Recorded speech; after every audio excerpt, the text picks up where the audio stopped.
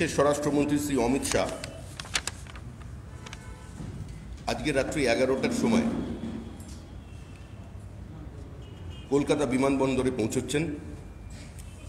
আপনারা এর মধ্যেই অবগত আছেন যে 30 এবং 31 তারিখ তিনি আমাদের এই রাজ্যে থাকবেন।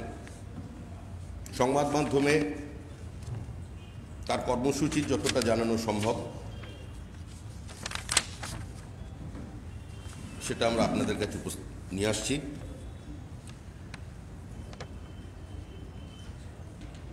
তিরিশে জানুয়ারি সকাল 10:45 থেকে 12:15 পর্যন্ত নদিয়ার ইস্কন মন্দিরে তিনি থাকবেন।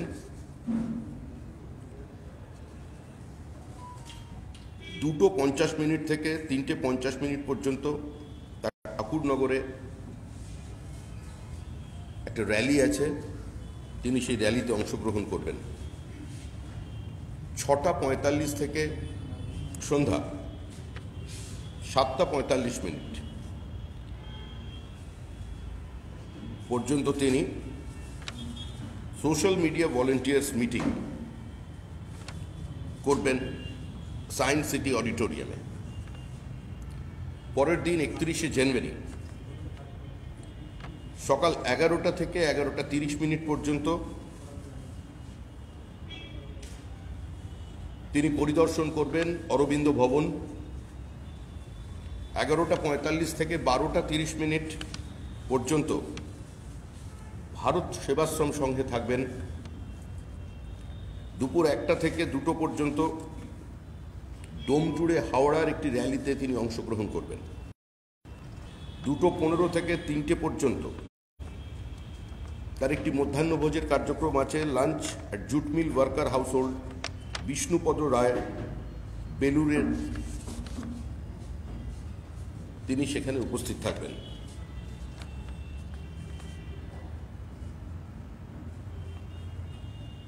3:30 থেকে 4:15 পর্যন্ত তিনি বেলুর মঠ দর্শন করবেন, বেলুর মঠে উপস্থিত থাকবেন।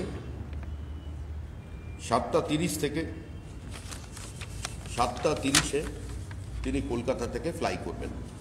এটাই তার আপাতত সফরসূচি। সর্বশেষ আমাদের কাছে যে ইনফরমেশন এসেছে তার দফতর থেকে আপনাদের কাছে জানিয়ে দেওয়া হলো। একটি বিশেষ বিষয়ে আজকে আমরা আপনাদের দৃষ্টি আকর্ষণ করব যে শ্রীরাম ভারতের সংস্কৃতির সঙ্গে, বাংলার সংস্কৃতির সঙ্গে সম্পৃক্ত। যে রামচন্দ্রকে ভারতবর্ষ থেকে সম্পূর্ণ আলাদা করা যায় না, যে ধর্মমতেরই মানুষ হন না কেন, ভারতবর্ষে বসবাসকারী প্রত্যেকটি মানুষ মনে করে রামায়ণ তাদের ইতিহাস, মহাভারত তাদের ইতিহাস।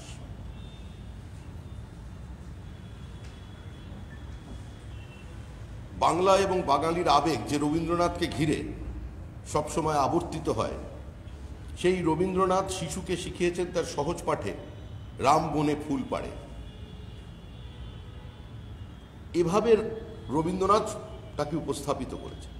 পশ্চিমবঙ্গের এমন কোনো ব্লক নেই যেখানে কোনো রামেশ্বরপুর নেই, কিংবা রামের সম্পর্কিত রামনগর নেই, যেখানে রামসাগর নেই।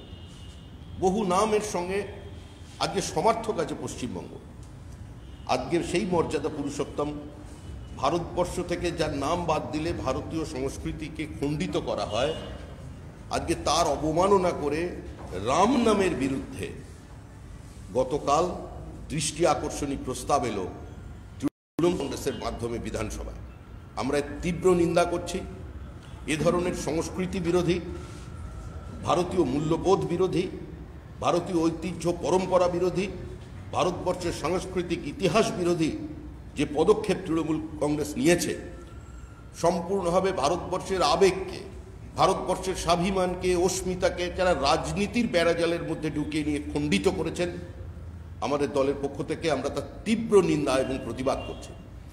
আগামী দিনে মানুষের জবাব দেবে।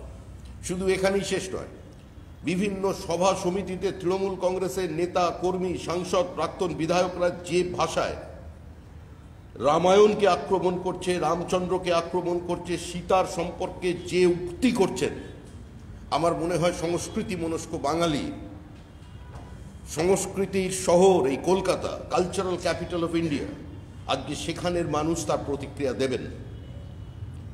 যে তথাকথিত বুদ্ধিজীবীরা পশ্চিমবঙ্গে বিভিন্ন সময় উত্তরপ্রদেশ, মধ্যপ্রদেশ, গুজরাতের দু একটি বিচ্ছিন্ন বিক্ষিপ্ত ঘটনা নিয়ে কলকাতার রাস্তায় মিটিং করেন, মিছিল করেন, মোমবাতি জ্বালিয়ে প্রতিবাদ করেন, আজকে তারা নীরব কেন? যে কবি সাহিত্যিকরা রাজ্যের মুখ্যমন্ত্রীর মঞ্চে উঠে বিভিন্ন সময় বাংলার মানুষের কাছে তাদের ওই দেহাবয়বকে উপস্থিত করেন, আজকে তারা নীরব কেন?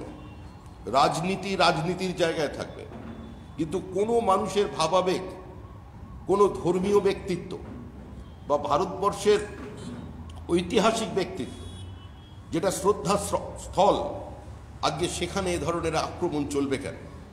তৃণমূল কংগ্রেস শুধু রামকে কলঙ্কিত করেছেন, রামায়ণকে কলঙ্কিত করেছে তাই নয়, তৃণমূল কংগ্রেস নেতাজির মঞ্চকে, জন্মদিনের মঞ্চকে ব্যবহার করে বিক্ষিপ্ত বিচ্ছিন্ন কয়েকটি জয় শ্রীরাম স্লোগানের বিরোধিতা করে যে পর্যায়ে আজকে নিয়ে এসছেন, এতে তারা নেতাজি সুভাষচন্দ্র বসুকে অপমান করছেন, সুভাষচন্দ্র বসুর স্মৃতির সঙ্গে প্রতারণা করছেন। এর বিরুদ্ধে আমার মনে হয় দলমত নির্বিশেষে সমস্ত মানুষের, এই সুশীল সমাজের এবং প্রত্যেকটি সচেতন নাগরিককে এর বিরুদ্ধে প্রতিবাদ করা উচিত। এটা বাংলার সংস্কৃতি নয়, এটা বাঙালির সংস্কৃতি নয়। কোনো মানুষের নামকে, কোনো ভাবাবেগকে, কোনো বিশেষ শব্দবন্ধকে রাজনীতিকরণের মধ্যে দিয়ে যারা সার্বিকভাবে বিজেপিকে আক্রমণ করার চেষ্টা করছেন, তারা শুধু এই দেশকে অপমান করছেন না, এই পশ্চিমবঙ্গের সমগ্র বাঙালি সমাজকে অপমান করছেন। যারা বাঙালি আবেগকে কাজে লাগিয়ে কিছুদিন যাবৎ রাজনীতি করেছিলেন, যারা অতীতে আপনারা দেখতে পেয়েছেন কলকাতা শহরের বিভিন্ন জায়গায় মাথায় হিজাব, ভেজ পরে, হাত মাথার ওপরে তুলে বিভিন্ন জায়গায় পোস্টার দেখতে পেতেন, আজকে এ ধরনের কোনো ফ্লেক্স, এ ধরনের কোনো ব্যানার চোখে পড়ছে না। কারণ বুঝেছেন এতে প্রতিক্রিয়া হচ্ছে, বিভাজন তৈরি হচ্ছে। আজকে আবার সেখান থেকে সরে এসে ইমাম মুয়াজ্জিমের ভাতার পর পুরোহিতদের ভাতা দেওয়ার জন্য তালিকা তৈরি হয়েছে। আবার তারপরে শুরু হলো উগ্র প্রাদেশিকতাকে উস্কে দেওয়ার রাজনীতি, বাংলাভাষী হিন্দি ভাষীর মধ্যে বিভাজন। কিন্তু এই বিভাজন করেও ছাড়া থাকতে পারলেন না, বুঝতে পারলেন পরিস্থিতিতে বিরূপ প্রতিক্রিয়া হচ্ছে মানুষের। তাই আবার গতকাল হিন্দিভাষীদের সভার আয়োজন করা হয়েছিল, সেখানে মাননীয় মুখ্যমন্ত্রী হিন্দিতে বক্তব্য রেখেছেন। এই পশ্চিমবঙ্গে যারা বসবাস করে তারা বাঙালি, এই পশ্চিমবঙ্গে যে ভাষাতেই যে কথা বলুক না কেন, এই ভূখণ্ডের যারা অধিবাসী তারা বাঙালি, তারা এর অতীত সঙ্গে সম্পৃক্ত, এই ইতিহাসটাকে তারা অস্বীকার করেন না। এই রাজ্যটাকে তারা নিজেদের রাজ্য বলে মনে করেন। এই রাজ্যের সমৃদ্ধির ক্ষেত্রে তাদের যোগদান আছে। অতীতে দেশ ভাঙের সময় সেই দাঙ্গার ভয়াবহ স্মৃতির সঙ্গেও তাদের অনেকের স্মৃতি যুক্ত, তাদের উপস্থিতি যুক্ত। তারা দেহ মন দিয়ে এখানকার অনেক উত্থান পতনকে দেখেছেন। সুতরাং হিন্দি ভাষা বলার জন্য যাদের বিচ্ছিন্ন করে রাখা দেওয়া হচ্ছে এবং যারা বিজেপিকে বিভিন্ন জায়গায় পান পরাগ মুখে নেওয়া পার্টি বলে বিশেষ বিশেষ কিছু সম্প্রদায়ের দিকে চিহ্নিত করছেন, একটু শেষবেলায় হলেও তাদের হয়তো বুদ্ধির উদয় হয়েছে। সেই জন্য আমরা গতকাল তৃণমূল কংগ্রেস ভবনে দেখেছি যে হিন্দি ভাষীদের সম্মেলন। বিজেপির রাজনীতি সমন্বয়ের রাজনীতি, বিভাজনের রাজনীতি নয়। বিজেপি হিন্দিভাষী, বাংলাভাষী, হিন্দু মুসলমান, বর্ণ হিন্দু, বর্ণ ক্ষত্রিয়, হরিজন গিরিজনের নামে সমাজকে ভেঙে দেওয়ার পক্ষে নয়। আমরা পশ্চিমবঙ্গবাসীর পক্ষে। বিভিন্ন জায়গায় গিয়ে সংখ্যালঘু সম্প্রদায়ের মানুষকে যেভাবে প্ররোচনা দেওয়া হচ্ছে, বিজেপি মুসলমান বিরোধী এই কথা প্রচার করা হচ্ছে, যে দাঙ্গার স্মৃতি মানুষ ভুলতে চাইছে সেই গুজরাট দাঙ্গার কথা মনে করিয়ে দেওয়া হচ্ছে, বিভিন্ন সময় কিছু বিচ্ছিন্ন ঘটনাকে সঙ্গে বিজেপির নাম যুক্ত করে দেওয়া হচ্ছে। আমরা এরও তীব্র প্রতিবাদ করছি এবং বিভিন্ন জেলায় জেলায় আমাদের যত পথসভা, আমাদের যত প্রচার চলবে, আজকে তৃণমূল কংগ্রেসের এই বিভাজনের রাজনীতির বিরুদ্ধে আমরা কুচবিহার থেকে কাকদ্বীপ পর্যন্ত আমাদের প্রচার অভিযান চালিয়ে যাব। ধন্যবাদ। এটুকুনি আছে। যদি আজকে কিছুক্ষণ আগে রাজীব বন্দ্যোপাধ্যায় বিধানসভায় গিয়ে হিসেবে পদত্যাগ করলেন এবং বেরোনোর সময় তিনি মমতা বন্দ্যোপাধ্যায় একটা বড় ছবি নিয়ে বেরিয়েছেন তাকে বিধায়ক হওয়ার সুযোগ করে দেওয়ার জন্য। এই বিষয়টা নিয়ে কি বলবেন? তার ব্যক্তিগত আবেগ, ব্যক্তিগত অনুভূতি। তিনি মমতা বন্দ্যোপাধ্যায় তৈরি করা দলে ছিলেন, ওখান থেকে জিতেছিলেন, মন্ত্রী ছিলেন, সফলতার সঙ্গে মন্ত্রিত্বের কাজকর্ম করছিলেন। তার ভাবমূর্তিও ভালো মানুষের সামনে। পদত্যাগ করা বা কিভাবে তিনি পদত্যাগ করে বেরিয়ে আসবেন, তার শরীরী ভাষা তার একান্তই ব্যক্তিগত।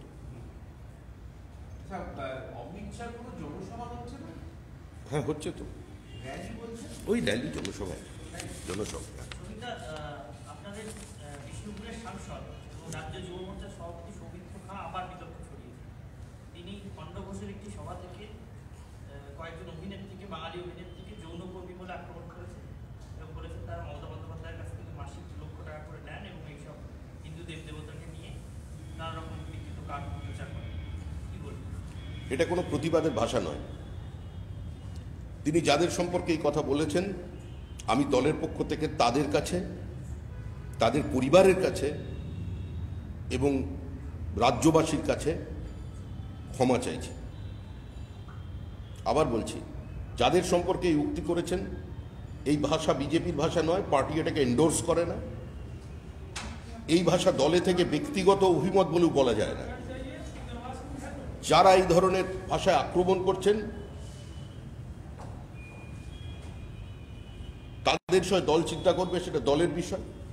কিন্তু আমি দলের পক্ষ থেকে এটা বলছি যে যাদের সম্পর্কে এই উক্তি করা হয়েছে, আমি আবার বলছি, আমি তাদের কাছে, তাদের পরিবারের কাছে এবং রাজ্যবাসীর কাছে বিজেপির পক্ষ থেকে ক্ষমা চাইছি।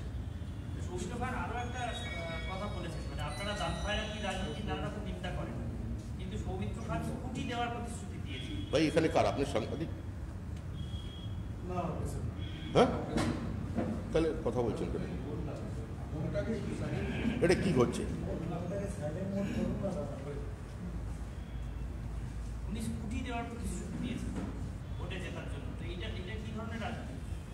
কি ধরনের রাজনীতি আমি জানি না। এখনো পর্যন্ত বিজেপি ক্ষমতায় আসবার পর সকলকে স্কুটি দেবে, এ ধরনের কোনো পরিকল্পনা বিজেপির এখনো পর্যন্ত নেই। এই মুহূর্তে এটা দলের স্ট্যান্ড নয়, পার্টি এটাকে এন্ডোর্স করছে না। বিজেপির যা প্রতিশ্রুতি থাকবে সেটা আমাদের ইস্তাহারে থাকবে। ম্যানিফেস্টো তৈরি হচ্ছে, ঠিক সময় ম্যানিফেস্টো প্রকাশিত হবে। সেটাই দলের লাইন, সেটাই দলের অবস্থান।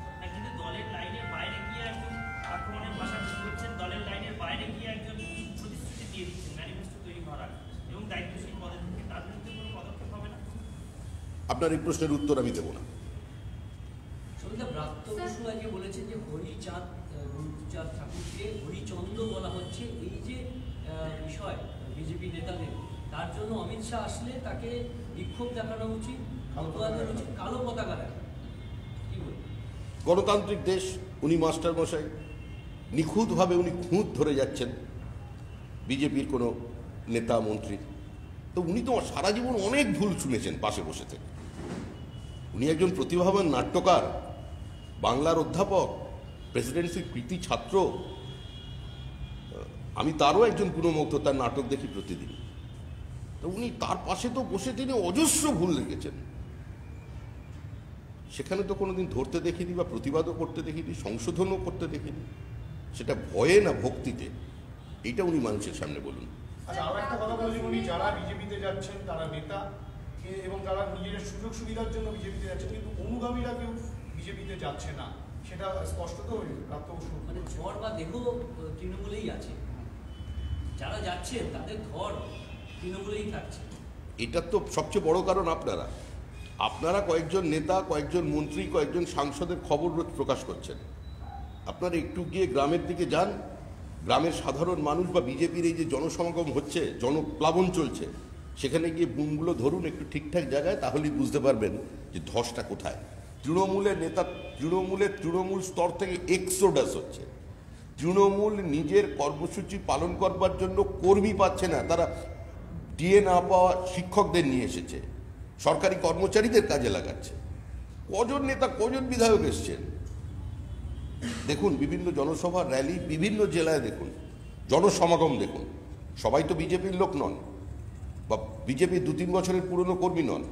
আর আমরা কুমোরটুলি থেকে অর্ডার দিয়ে ওখানে নিয়ে আসিনি। মানুষ আসছেন, সর্বস্তরের মানুষ আসছেন, তৃণমূল স্তর থেকে মানুষ আসছেন, বামপন্থী দল থেকে মানুষ আসছেন, এ রাজ্যে কংগ্রেসের যারা অবশিষ্ট ছিল তারাও আসছেন। তারা জানেন এই লড়াই তৃণমূলের সঙ্গে বিজেপির লড়াই, বাদ বাকি সবাই এখানে দর্শক। প্রাপ্ত বসু চ্যালেঞ্জ দিচ্ছেন যে থিয়েটারের কোনো ব্যক্তিত্বকে বিজেপি নাকি তাদের দলে নিতে পারবে না, থিয়েটারের কোনো ব্যক্তিত্ব বাংলায় বিজেপিতে যোগ দেবে না। বিজেপির লোকেরা তো থিয়েটারে যোগ দিতে পারে। হঠাৎ একদিন দেখতে পাবেন ওনার দলেরই ব্রাত্যজনই দেখবেন বিজেপি ভরে গেছে। একটু খোঁজ নিয়ে ওটাকে দেখতে বলুন, ওই ভোটগুলোকে আমি কাটতে বলুন।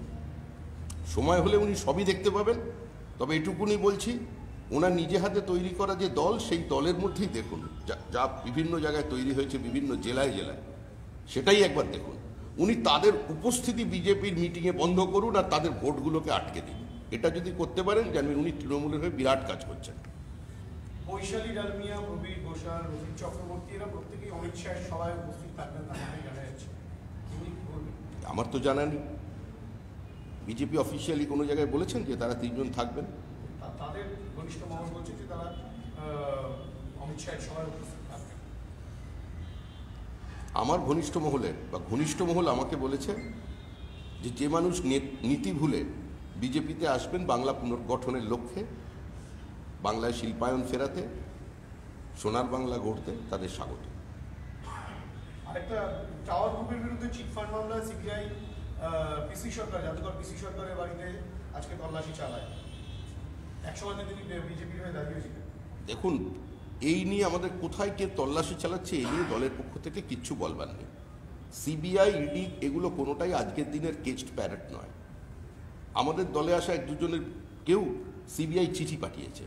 ফলে বিজেপি কোনো অবস্থাতেই এই নির্বাচনে এগুলোকে হাতিয়ার করছে না। দুর্ভাগ্য এটাই যে যখনই এই তদন্তের গতি বৃদ্ধি পায় তখনই বলা হয় পলিটিক্যাল ভেন্ডেটা, রাজনৈতিক প্রতিহিংসা, বা নির্বাচনে এগুলোকে হাতিয়ার হিসেবে ব্যবহার করা। প্রতিনিয়ত তৃণমূল বলছে।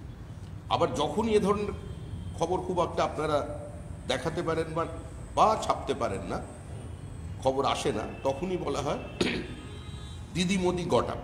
এটা শুনে শুনে বাংলা এবং বাঙালি ক্লান্ত, আমরাও ক্লান্ত। মানুষ চায় প্রকৃত সত্য উদ্ঘাটিত হোক, এবং টাকাটা কাদের পকেটে গেছে তার থেকে বড় কথা হলো যে টাকাটা কার পকেট থেকে গেছে। তারা যাতে টাকাটা ফেরত পায়, কে কতদিন ধরা পড়লেন আর কে কতদিন জেলে থাকলেন, এর থেকে বড় প্রশ্ন হচ্ছে জেলে থেকে আমানতকারীর কি লাভ হয়েছে। আমানতকারীরা যদি তাদের অ্যাসেটটা বিক্রি করে টাকাটা তার ব্যবস্থা করে, সেটা 2 সরকারেরই তাই নিয়ে দৃষ্টি দেওয়া উচিত। এটা দলের বক্তব্য।